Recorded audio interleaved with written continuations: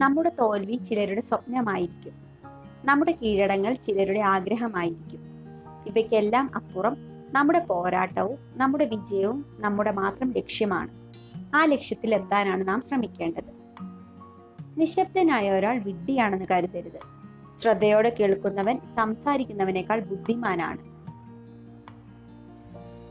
നിങ്ങളെ വിജയം നേടാൻ പ്രേരിപ്പിക്കുന്ന സുഹൃത്തുക്കളെ കണ്ടെത്തുക. മറ്റ് സുഹൃത്തുക്കളെ പിണക്കാതെ ഒരു ചെറിയ അകലം പാലിച്ച് കൂടെ നിർത്തുക. നിങ്ങൾ ഒരാളെക്കുറിച്ച് ഏറ്റവും കൂടുതൽ സംസാരിക്കുകയാണെങ്കിൽ അതിനർത്ഥം ആ വ്യക്തി നിങ്ങളെ അനുകൂലമായോ പ്രതികൂലമായോ സ്വാധീനിച്ചിരിക്കുന്നു എന്നാണ്.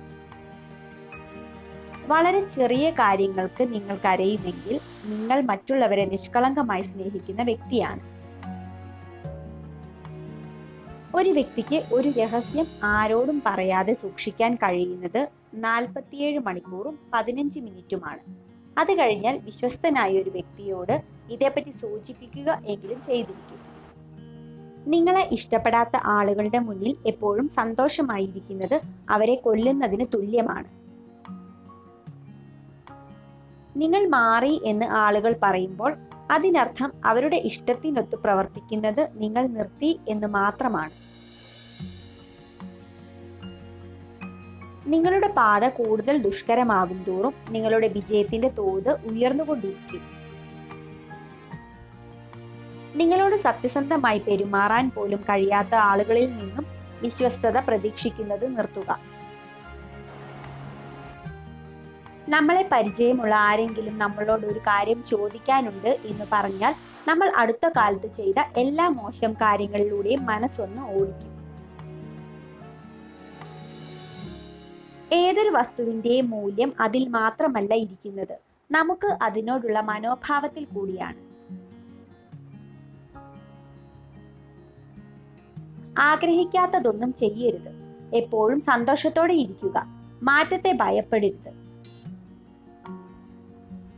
ഭൂമിയിലെ ഏറ്റവും ബുദ്ധിമുട്ടുള്ള കാര്യം നിങ്ങളുടെ സ്വപ്നങ്ങളിൽ ശ്രദ്ധ കേന്ദ്രീകരിക്കുക എന്നതാണ്. പരാതി പറയുക എന്നതാണ് ഏറ്റവും എളുപ്പമുള്ള ജോലി. നിങ്ങളുടെ ജീവിതത്തിൽ നിങ്ങൾ ആഗ്രഹിക്കുന്നിടത്ത് നിങ്ങൾ എത്തിയില്ലെങ്കിൽ മദ്യവും മയക്കുമരുന്നും പൂർണ്ണമായി ഒഴിവാക്കുക. നിങ്ങളുടെ ജീവിതം അത്ഭുതകരമായി മാറും. സന്തോഷകരമായിരിക്കാൻ 2 വഴികളുണ്ട്. സാഹചര്യം മാറ്റുക. അടുത്തത് സാഹചര്യത്തോട് നിങ്ങളുടെ ചിന്താഗതി മാറ്റുക.